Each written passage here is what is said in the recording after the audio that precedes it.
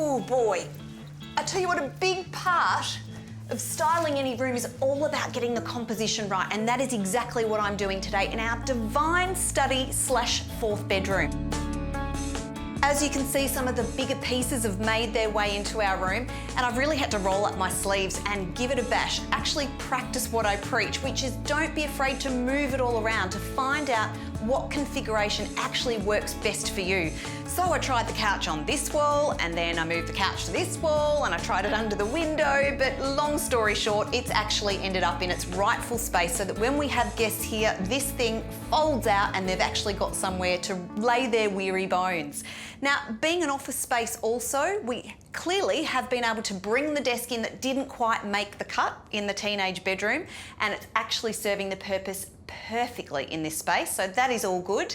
Now that I've had a little bit of a play around, I'm getting to the pointy end of the stick with the styling, but before I do, I have to pay homage to Leah for really nailing the brief when I asked for some gorgeous open plan floating bookshelves. I didn't quite expect her to bring this in, but once I fill that baby with books, that is going to be a little bit of vertical drama in the corner, which ticks the box for me. So once I layer up this room with gorgeous, colourful, textured soft furnishings, it's going to be a ripper room to not only work, but also have a lovely relax on the couch.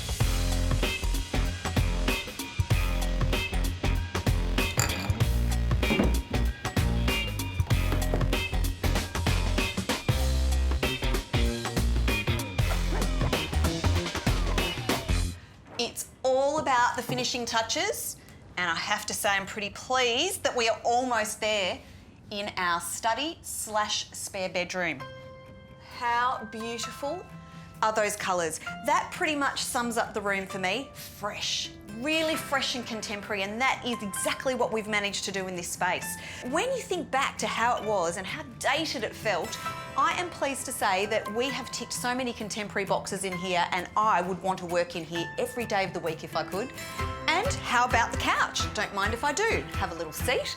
I think that this couch is just a really good choice for this space. Not only does it fold out to be a sofa bed, so we can let our guests have a little rest, but it also has really brought the room to life with the colour palette.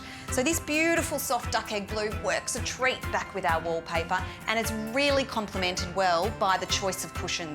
We've gone for, as you can see, lovely pops, always drawn as inspiration points from the artwork. It really ties the room together. And true to my word, I've also mixed up the shapes, and I've also mixed up the textures.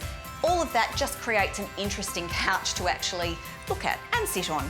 Now, let's talk wood, because there's been some very deliberate choices made in this space. Particularly, you will note there is an abundance of beautiful blonde timber in the space, even down to the fact that Leah managed to recycle some wood from our roof, really stripped it back so it was in keeping with my other selections, and all in all, it now feels really united, a really considered choice.